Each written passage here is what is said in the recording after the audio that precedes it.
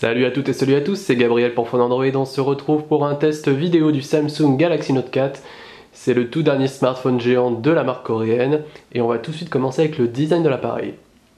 Donc on est sur un smartphone de 5,7 pouces avec un écran Quad HD avec une définition de 2560 par 1440 pixels. Donc évidemment c'est assez imposant, malgré tout la prise en main reste correcte, ça plaira vraiment pas à tout le monde, faut vraiment s'attendre à avoir un gros smartphone. Pour ce qui est du design, les bordures d'écran sont plutôt fines.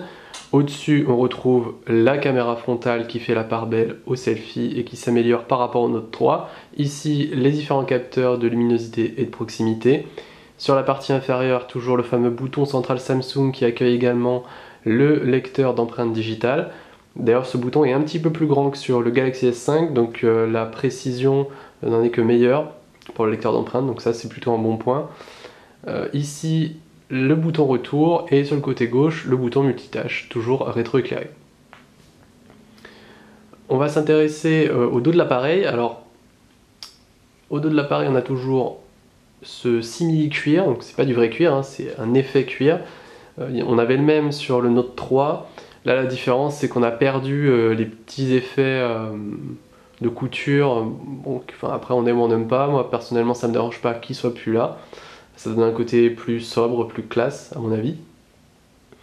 En bas, on a le haut-parleur. Donc, on n'a pas les haut-parleurs frontaux comme sur pas mal de téléphones haut de gamme. Au-dessus, le capteur photo qui n'est plus un ISOCELL mais qui est un capteur de chez Sony. Donc, c'est un 16 mégapixels. En dessous, le double flash LED et le capteur de rythme cardiaque qui va également pouvoir vous servir à déclencher la prise de photo par selfie. Et enfin en dessous, vous voyez, on a un petit renfoncement pour accueillir le S Pen qui est quand même la grosse particularité de ce Note 4. C'est pas juste un Galaxy S5 géant par exemple. Il y a aussi le S Pen et toutes les fonctionnalités logicielles qui vont avec, qui font vraiment la différence. Le cadre du téléphone est désormais en métal, comme sur le Galaxy Alpha. Donc on retrouve vraiment le même design pour les contours. Donc on a ici la prise jack 3,5 mm, prise casque, qui bombe un petit peu ici le téléphone. Comme vous pouvez le voir, on constate également que le capteur photo ressort légèrement.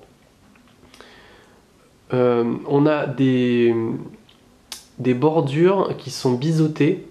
Donc ça fait pas vraiment un angle droit entre le cadre et l'écran. Voilà, on a un petit biseau, vous verrez ça sur les photos, sur notre test complet, qui est plutôt pas mal. Ça accroche un petit peu le doigt parfois quand on le prend en main, mais c'est vraiment pas gênant. Et c'est assez réussi, c'est beaucoup plus réussi que sur les anciens smartphones Galaxy. Et ça a été introduit avec le Alpha. Pareil sur le test, je vous ai mis des photos comparatives entre le Alpha et le Note 4. Et vous allez voir que ça reprend exactement la même forme. Ici on a aussi le capteur infrarouge qui va vous servir d'outil pour utiliser votre Note 4 comme une télécommande. Sur la tranche droite, donc toujours ce même design en métal avec le bouton de mise sous tension. En dessous, une prise micro USB 2.0, donc on n'a pas de 3.0 comme c'est le cas sur le S5. Et les deux microphones, et toujours ici l'emplacement pour le S Pen. Et enfin, sur le côté gauche, le bouton de contrôle du volume, qui est avec des extrémités légèrement surélevées, donc ça permet de mieux le voir, les extrémités du contrôle du volume pour faire plus et moins. On continue avec l'interface Samsung TouchWiz. Donc là je suis sur l'écran de verrouillage, on retrouve l'heure, la date, le nombre de pas que vous avez fait qui est enregistré avec l'application S-Hills. En bas, un raccourci pour accéder à l'appareil photo. Un petit effet comme ça quand on déverrouille. Effet qu'on peut d'ailleurs changer. Je vais vous montrer ça tout de suite.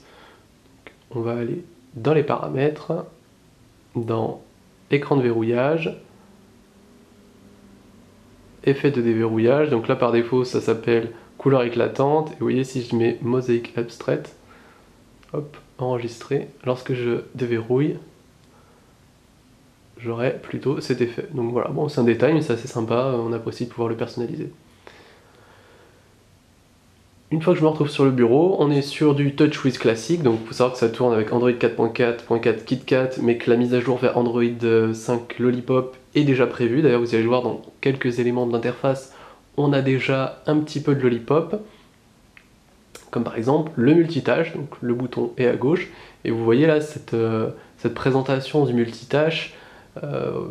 Voilà, c'est carrément celle d'Android 5 Lollipop, ça change par rapport à KitKat, donc ça montre que Samsung a déjà introduit quelques-unes des petites nouveautés, travaille déjà sur la prochaine version, même si donc pour l'instant on reste sur du 4.4.4, mais ça devrait arriver dans les semaines à venir.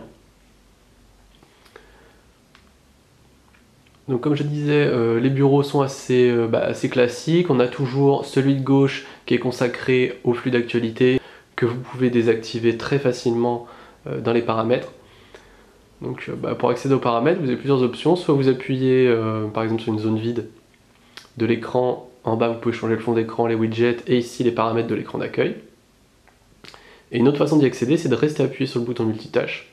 Et ça vous affiche exactement la même option.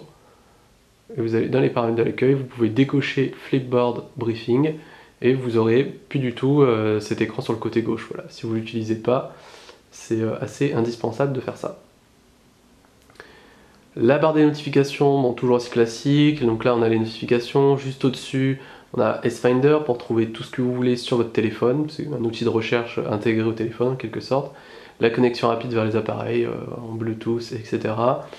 Les raccourcis de fonctionnalités, Wi-Fi, GPS, donc là on en a énormément. Lorsque vous appuyez là, il y a tout qui s'affiche, et lorsque vous appuyez sur le petit crayon, c'est pour personnaliser l'ordre d'apparition ou le fait qu'ils apparaissent pas du tout. Voilà, hop, vous faites comme ça, vous pouvez choisir voilà, ceux que vous utilisez vraiment, ceux que vous utilisez en premier, ceux pour lesquels vous ne voulez pas avoir à faire défiler de cette manière. Juste en dessous, le réglage de la luminosité, donc là j'ai mis en automatique, mais on a quand même quand on est en automatique, on a une petite possibilité de varier, donc automatique inférieur, automatique supérieur. Donc là je suis resté au milieu. Donc voilà pour ce qui est de la barre des notifications. Qu'est-ce que je voulais vous montrer d'autre? On a, comme le téléphone est grand, on a un mode à une main qui est intégré par Samsung. Donc ce mode d'utilisation à une main, vous allez dans les paramètres, vous allez dans affichage et fond d'écran, opération à une main, donc réduire la taille de l'écran, donc là vous voyez je l'ai activé. En fait cette option est simple, une fois que vous avez activé ici, vous avez simplement à faire un geste, un aller-retour comme ça sur le... ça accroche un peu. Ah oui, voilà, depuis le bord de l'écran. Et ça va vous réduire directement la fenêtre avec non seulement tous les boutons de contrôle, donc home, menu, retour, plus, moins, qui sont non plus en bas de l'écran mais directement ici sur cette fenêtre. Et la particularité, c'est que vous allez pouvoir l'agrandir à la taille que vous voulez. Donc en fait, bon, en plein écran on est sur du 5,7 pouces, mais là vous avez la taille d'un téléphone de, je sais pas, 4,5, même peut-être encore un peu plus petit. Donc en fait c'est assez pratique. Alors certains trouveront ça peut-être un peu bête parce qu'on n'exploite pas toute la taille de l'écran et c'est pour ça qu'on a acheté le téléphone. Mais en attendant, c'est bien pratique de l'utiliser à une seule main comme ça. Et le téléphone fonctionne parfaitement. Et si vous êtes gaucher, vous pouvez bien sûr le déplacer sur le côté gauche. Il n'y a pas de souci. Et vous appuyez là pour l'agrandir. Une autre fonctionnalité dans le mode opération à une main, c'est la saisie à une main. Donc là, moi je vais vous montrer comment réduire la taille de l'écran. Et la saisie à une main, une fois activée, ça va vous placer votre clavier, donc que ça soit par exemple quand vous écrivez un SMS ou même quand vous utilisez l'application calculatrice, ça va déporter le clavier pour l'utiliser plus facilement avec une seule main. Donc je vais vous montrer ça, je sais pas, avec l'application calculatrice par exemple. Voilà, qui est là. Vous voyez, hop, c'est déporté sur le côté droit pour que je puisse l'utiliser facilement avec la main droite. Et si je veux le faire avec la main gauche, ça fonctionne aussi. Donc ça, c'est encore une petite fonctionnalité assez pratique qui est plutôt bien pensée de la part de Samsung. Et pour terminer sur la saisie à une main, on a le panneau de touche latérale. Donc là, je vais l'activer et vous voyez, ça affiche ce petit panneau là. Hop, je vais faire OK. Ça affiche ce petit panneau ici que vous pouvez également personnaliser. Donc on a le bouton Home, le bouton multitâche, le bouton retour, c'est-à-dire exactement les mêmes qui se trouvent ici, sauf que là vous pouvez vraiment les avoir directement sous le pouce. Vous avez juste à, voilà, à prendre ça, le déplacer, enfin c'est forcément sur le côté, hein, c'est soit côté droit, soit côté gauche. Vous pouvez juste ajuster la hauteur. Et lorsque vous continuez à utiliser votre Note 4, il y a toujours là, cette petite fenêtre là qui se rabat, et hop, depuis le bord de l'écran, vous faites comme ça, et vous aurez accès à votre petit panneau latéral, ce qui peut se montrer assez pratique. Donc là je vais le retirer quand même pour la suite de la démo. Donc autant de choses qui sont vraiment bien pensées par Samsung. Je vais quand même m'attarder sur les fonctionnalités importantes quand on a un Galaxy Note, c'est celle du S Pen. Donc je vais retirer le S Pen de son emplacement. Il y a une petite vibration qu'on sent sur le téléphone. Le menu Air Command s'ouvre alors. Si jamais vous avez le téléphone à côté, que vous avez fait autre chose, que le menu Air Command ne s'ouvre pas, pour l'ouvrir, vous approchez le stylet de l'écran et vous appuyez 2 fois dessus, enfin 2 fois sur le bouton, là, pardon, le petit bouton du S Pen, et le menu s'affiche. Donc la première des fonctionnalités, c'est Action Memo. Donc, Action Memo, c'est assez simple comme il vous l'expliquait là. Vous pouvez écrire du texte, rentrer un numéro, vous faites ce que vous voulez, vous pouvez marquer un nom, une adresse, etc. Vous pouvez l'effacer là en utilisant la gomme. Et une fois que vous pensez avoir pris votre note comme il faut, vous appuyez sur ce petit bouton, ça va reconnaître ce que vous avez écrit et vous allez pouvoir utiliser ce que vous venez juste d'écrire à la main, soit pour, si c'est un numéro de téléphone, vous appuyez sur l'application de téléphone pour lancer l'appel. Si c'est un numéro de téléphone que vous voulez enregistrer, vous pouvez le mettre dans les contacts. Si c'est une adresse postale, vous pouvez l'ouvrir directement sur Google Maps pour savoir où ça se trouve et comment y aller. Donc voilà, c'est vraiment un moyen hyper rapide d'écrire à la main quelque chose et d'utiliser dans une application. On a la sélection intelligente, donc ça c'est pas mal. Sélection intelligente, vous appuyez une fois dessus et après vous avez juste à pointer avec votre stylet une zone de l'écran pour capturer ce que vous voulez. Donc là bon, je le fais sur l'écran d'accueil, hein, mais ça peut être une page web avec du texte par exemple. Voilà, je sélectionne, je peux choisir de sauvegarder ça en appuyant ici. Donc ça se met sous forme de petites cartes, je peux en faire autant que je veux, hein. Il n'y a vraiment pas de problème. Donc vous pouvez l'enregistrer dans votre scrapbook, donc qui est une application qui regroupe, voilà, c'est assez pratique pour les créatifs ou pour tous ceux qui veulent sauvegarder des images, du texte, etc. Vous pouvez le partager. Et là vous voyez j'ai une petite icône T qui veut dire que le téléphone a reconnu qu'il y avait bien du texte sur ma capture. J'appuie dessus et vous voyez il m'écrit le texte. Bon là c'est pas flagrant parce que c'était juste des icônes, mais voilà, c'est marqué appareil photo, Play Store, Google. Il a reconnu qu'il y avait du texte et après je peux exploiter ce texte ailleurs, le partager. C'est hyper pratique si c'est par exemple un article, une page web, etc. Ensuite on a Image Clip. Donc un peu sur le même principe que la sélection Image Clip, ça vous permet de détourer un peu plus précisément ce que vous voulez capturer. Là, par exemple si je veux que l'heure, vous voyez je veux avec hop, la météo, je peux faire cette forme là. Et ça va me la sélectionner, toujours pareil, je peux l'enregistrer dans les scrapbooks, la partager, il n'y a aucun souci. Je peux aussi changer la forme, si jamais je veux plutôt que ça soit rond, ça va me faire un bel arrondi. Si je veux que ça soit carré, même chose. Et si je veux garder ma forme originale un peu pourrie ici, c'est également possible. Ça c'est pareil, c'est très bien pensé. Le but c'est vraiment, on a son stylet dans la main, voilà, on n'ouvre pas une application, on cherche pas 10 ans comment enregistrer une photo, ou on n'a pas besoin forcément de prendre une capture d'écran pour ensuite rogner. Alors vous pouvez toujours le faire ça, faire une capture d'écran et rogner via ce raccourci rapide qui s'appelle donc capture. Hop, c'est la dernière option, vous capturez. Ça vous enregistre et après vous avez simplement un mode d'édition, vous pouvez écrire dessus, gommer, oui, j'appuie là, je peux choisir mon stylo. Si je veux plutôt un stylo bic, si je veux plutôt un feutre, l'épaisseur du trait, la couleur, hop, je prends des notes, etc. Et là pareil, je peux partager, sauvegarder, j'ai même le bouton retour, hop, si je veux revenir à l'étape précédente. Après c'est pareil, ça peut être extrêmement pratique, je prends toujours cet exemple, mais Si jamais vous êtes par exemple sur Google Maps et que vous voulez donner rendez-vous à quelqu'un à un endroit précis, bah, vous allez sur Google Maps, vous faites une capture d'écran de ça, vous entourez le lieu avec une flèche en disant rendez-vous ici, et hop, vous l'envoyez par MMS, et du coup la personne elle a directement la carte, elle sait exactement où c'est, elle n'a pas de recherche à faire elle-même forcément. Ça c'est pareil, c'est super bien pensé.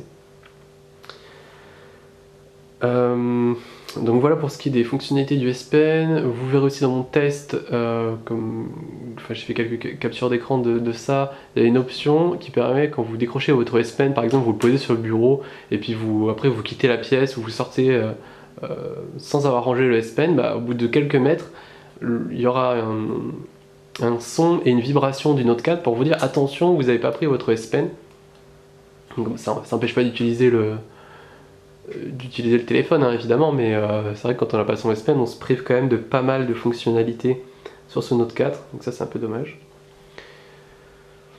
Donc je vais continuer dans les fonctionnalités. Alors il y en a vraiment énormément, hein, je pourrais pas tout faire. Je vais vous parler quand même du multitâche. Alors je vais réutiliser le S Pen pour le multitâche, même si on peut faire autrement. Vous restez appuyé sur le bouton retour, et là il y a le menu multitâche qui s'ouvre. Donc en fait c'est très simple, vous avez simplement à ouvrir et faire glisser une application. Ici, vous pouvez la mettre en plein écran. Pardon, je vais faire réapparaître, voilà. Vous en sélectionnez une autre, par exemple mes fichiers. Voilà, donc les deux applications s'ouvriront les unes à côté des autres. Attendez, hop, j'ai mal fait, voilà. Les deux applications s'ouvrent, vous pouvez donc simplement redimensionner la taille des fenêtres. Est-ce que vous voulez une fenêtre plus grande que l'autre? Donc là j'utilise le navigateur web, là c'est l'accès à mes fichiers. Je peux redimensionner comme je veux. Lorsque j'appuie au milieu, j'ai différentes options, donc là c'est pour hop, changer, inverser les deux fenêtres. J'ai également ce bouton qui permet de déplacer une image ou du texte d'un endroit vers l'autre. Ça c'est vraiment pas mal. C'est pratique notamment si jamais vous êtes sur internet, vous voulez sélectionner un titre et, ou une URL et hop le faire glisser directement sur le SMS par exemple. Donc ça c'est une fonctionnalité je pense que vous allez utiliser souvent. Là je viens de repasser directement une application, enfin l'application sur laquelle j'étais en plein écran, et ça m'a mis, vous voyez, l'autre fenêtre dans une bulle. Et en fait, vous allez le voir, c'est quand même une des grandes forces de ce multitâche, c'est qu'il y a plusieurs manières de l'utiliser. Donc là, j'ai le double fenêtre classique, mais si jamais j'ai envie par exemple, simplement de réduire la taille comme ça, hop, vous voyez, ça va se mettre ici dans une petite bulle. Et donc rien ne m'empêche d'ouvrir deux applications simultanément, mais d'en laisser, si j'ai envie, 10 à côté avec cette petite bulle. Donc ça c'est vraiment pas mal. Vous voyez, je peux la réouvrir à tout moment. Donc c'est bien pensé. J'ai ça, j'ai la bulle sur le côté. Il y a encore un autre moyen, c'est réduire la fenêtre. Alors là, peu importe l'application sur laquelle vous vous trouvez, par exemple là je suis sur Play Store, j'ai simplement à faire un mouvement du coin gauche en haut à gauche vers le bas, et hop, ça me le met de cette manière. Donc voilà, vous retenez, vous avez trois options. Vous avez le partage de l'écran en deux, mais également le mode de pop-up comme ça, fenêtre, et également le mode bulle. Donc ça donne beaucoup de possibilités pour ce qui est de l'utilisation de plusieurs applications en même temps. Donc les paramètres peuvent toujours s'afficher de deux manières. Là je suis sur le mode par onglet. Voilà, c'est le type d'affichage. Voilà, affichage par liste. Donc par défaut c'est comme ça. Vous pouvez donc choisir l'affichage. Et ici c'est les paramètres rapides pour les applications les paramètres pardon, que vous utilisez le plus souvent. Donc là bon, par défaut ils ont mis le S Pen, l'utilisation des données. Mais si j'appuie sur plus et que moi par exemple je vais souvent dans les paramètres de mon Wi-Fi, je clique sur Wi-Fi et hop, ça m'ajoute l'icône ici. Ça c'est bien pensé, encore des raccourcis, encore de la personnalisation, ça rend tout ça vraiment enfin, simple à l'usage. Voilà, une fois que vous avez paramétré, vous avez vraiment un smartphone sur mesure. La qualité de l'écran est vraiment très bonne. Là pareil, je vous renvoie vers notre test, hein. C'est du Super AMOLED, la définition Quad HD, bon, elle fait pas une énorme différence avec le Full HD, enfin, à mon sens, voilà, mais la qualité est quand même là, les angles de vue sont bons, la luminosité est bonne, les couleurs également. Je vais revenir un peu sur l'appareil photo. Donc maintenant c'est un capteur Sony qui prend vraiment de très bonnes photos quand vous êtes dans de bonnes conditions de luminosité, c'est vraiment top. Quand des photos de nuit, alors c'est un peu moins bien, mais franchement ça reste assez correct. Donc là je vais vous montrer différents modes. Alors toujours l'interface très simple, hein. On prend les photos ici, on prend les vidéos là. Là on a les différents modes, donc le focus sélectif qui permet de faire la mise au point sur un sujet et de mettre un effet de flou au fond, ça permet de faire ressortir le sujet que vous voulez capturer. On a le selfie avant, c'est-à-dire le selfie vous pouvez le prendre évidemment avec ça, avec la caméra frontale, mais vous pouvez aussi le prendre avec la caméra qui se trouve à l'arrière.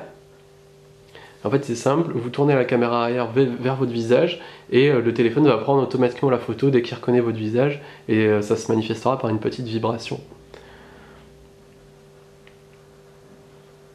Et ici, dans les paramètres, donc toujours voilà, plein d'effets, vignettes, et dans les fonctionnalités qui sont plutôt intéressantes, on a différentes choses comme